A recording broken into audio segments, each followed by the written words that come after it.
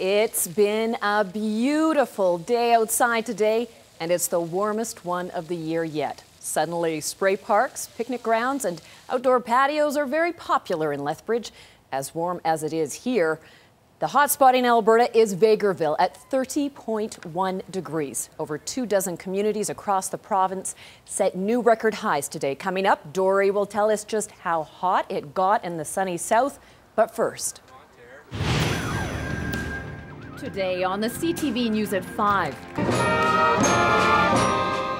Lethbridge students celebrate Musical Monday with musicians across Canada. Plus, a Lethbridge man pleads guilty in his own abduction. And the ponies hit the track at Exhibition Park.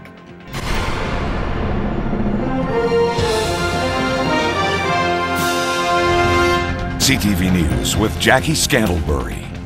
Good afternoon. Today, schools around the country took a day to celebrate the music, and it included an out-of-this-world performance by astronaut Chris Hadfield.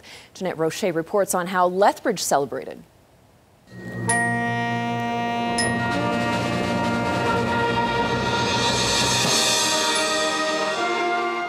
Saxophones, flutes, and clarinets took the place of pencils, pens, and keyboards today as students around Lethbridge took time out to hear the music. Music Monday is put on by the Coalition for Music Education, the Canadian Coalition for Music Education, as a celebration of music to demonstrate the importance of music in schools. Music Monday began in 2005 and has been an annual tradition ever since. This year's theme song, Is Somebody Singing, was co-written by Bare Naked Ladies and astronaut Chris Hadfield. At exactly 11 a.m. today, Hadfield, the Bare Naked Ladies, and all participating schools across Canada performed the song together. Music Monday was just kind of an idea to bring us all together to play music as one individually. Even though there's all these different parts, we're all joining together and taking a part in a bigger thing. And it was a collaborative effort across Lethbridge too. Agnes Davidson Elementary hosted Lethbridge Collegiate, while Wilson Middle School hosted GS Lakey, Gilbert Patterson, and St. Francis Junior High for a middle school music fest. It's not a competition. Most festivals are competitions where you're competing and seeing who can be, better than each other. Well, this is simply let's get together, let's make music together, and let's sort of show off what we've got. Music is fun, and it's not just for older kids. It can also be for us littles. I really hope that some people will be able to grow up in music because I love it and it brings joy to my life. Jeanette Rocher, CTV News, Lethbridge. Great job by the students. Is there anything Chris Hadfield can't do? More than 100,000 students across the country took part in today's event.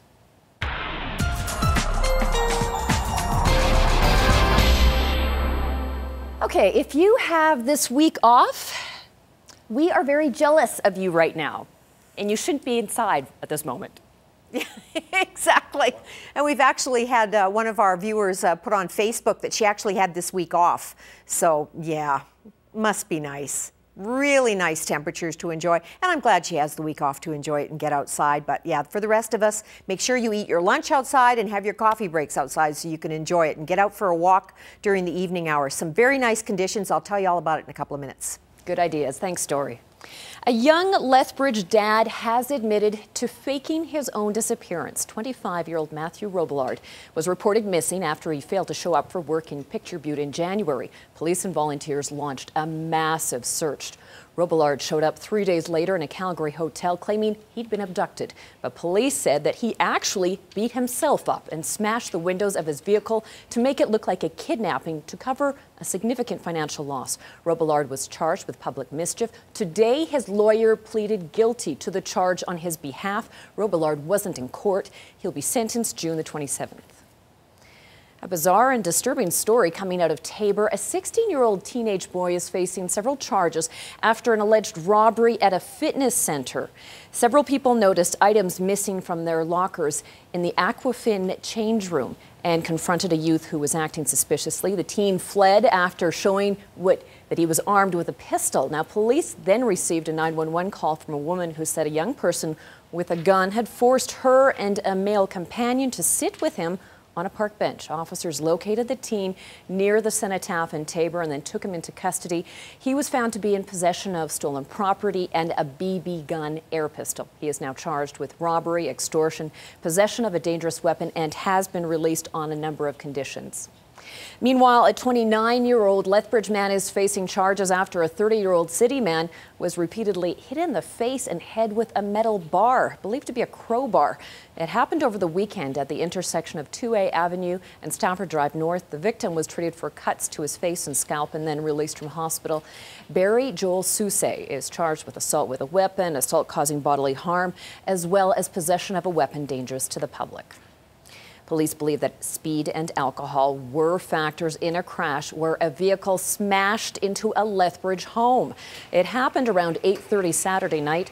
The driver lost control on the road and his vehicle rolled. It kept rolling until it hit this house. The 3 people in the vehicle and 2 people in the home all suffered non-life-threatening injuries. 31-year-old Chad Curry faces several charges, including impaired and dangerous driving. Well, the College of the Rockies in Cranbrook and Fernie, BC is starting up a new course for haul truck drivers. The training is designed to prepare workers for the expanding mine and oil sands industries. As Kimberly Davidson explains, the training will involve some state-of-the-art technology. I turn left here, don't I? This is a Pro 3 haul truck simulator. The College of the Rockies recently purchased 5 of them to start up their haul truck training course. It's a pretty awesome tool. It's the best training tool on the market. The simulators allow students to learn startup procedures, safe driving practices, and even how to deal with emergency situations without the need of an actual truck. The trucks themselves are individually each worth tens of millions of dollars. So by learning on the simulator, they don't do damage to the trucks and they're a better operator that saves companies money in the end. This simulator not only mimics the look and sound of driving a haul truck, but also the movement. Oh my gosh, this feels so weird. Mines have been using the simulators in training for a few years now, but the idea of using them in a college setting is brand new.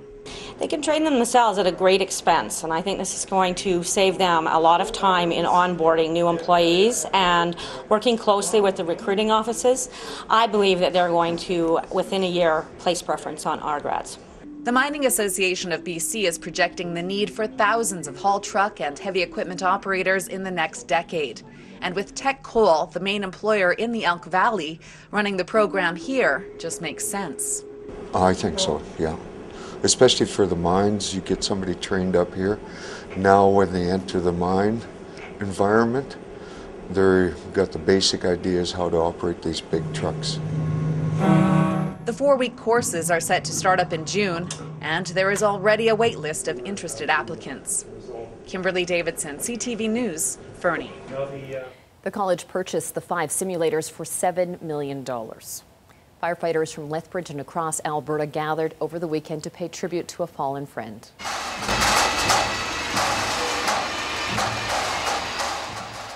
The firefighters' pipes and drums band led a funeral procession Saturday for 62-year-old Captain John Enander.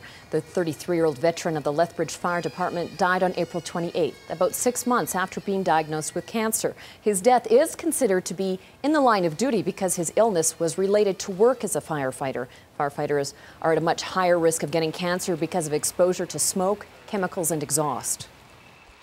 The job of firefighting is inherently dangerous. I mean, we're exposed to many different risks, and from motor vehicle collisions to building collapses, and then it's the unseen ones that are the most insidious. Firefighters say they are more aware of the dangers today and that breathing apparatus and other equipment is much better than it used to be 30 years ago.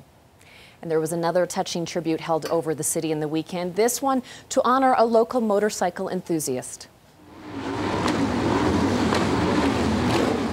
The Southern Alberta Bikers Association served as an honor guard in memory to 41-year-old Jeffrey Rahala. The 41-year-old was tossed from his motorcycle and killed during a weekend windstorm. Rahala was riding his bike along Highway 505 just northwest of the St. Mary's Reservoir at the time. Winds in the area were clocked as high as 90 kilometers per hour. The Jeffrey James Rahala Memorial Fund has been set up to help assist the family. Canada's largest walk in support of families who've lost loved ones to accidents in the workplace was held in Lethbridge this weekend. It was a sea of yellow at Henderson Lake Park Sunday as hundreds took part in the Steps for Life walk at Henderson Lake Park. The event helped raise more than $65,000 and awareness for the importance of workplace safety. Several workers in Lethbridge lost their lives in workplace-related incidents in 2012. We always hear the statistics about how many people have lost their lives, but I think this walk is great because you actually get to put a face to the name and the number, and you get to learn a little bit about the person, and it's a great way to honor them and way to honor their families. The Conference Board of Canada has some good news for Lethbridge. The board has released its first ever mid-sized cities outlook. It shows in the 7-year period between 2005 and 2012, Lethbridge gained close to 9,000 jobs. That's more than double the gains in Red Deer and Medicine Hat. Well, Exhibition Park has added another show to its already very busy lineup. This fall, they'll hold the inaugural Green Life Expo. It's a trade show that features a variety of environmentally friendly products and services.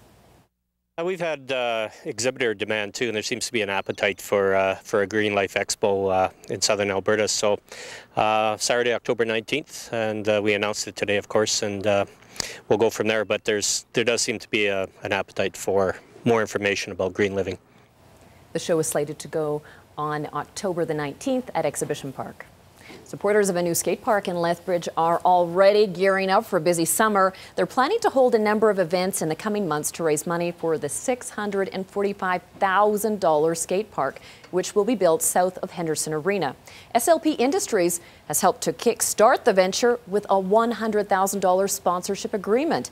The next big fundraiser is scheduled for Friday. Skate of the Art includes live music and an art auction featuring works by more than 20 artists.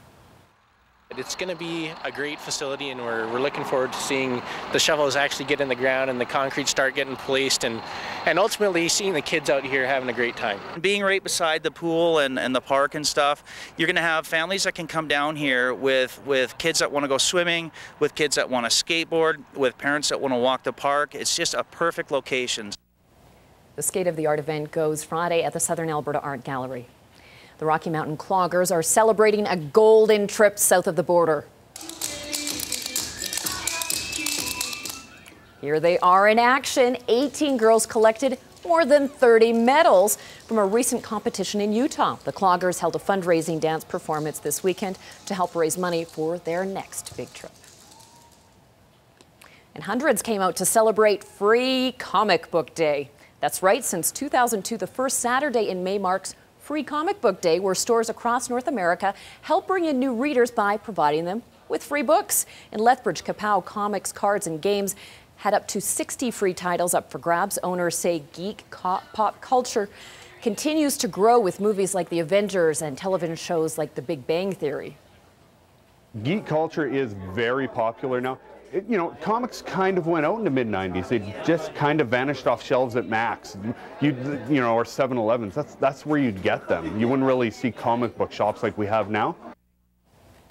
And on to the markets now, where the S&P index closed at a record high of 1,619, but the Dow slipped 4 points.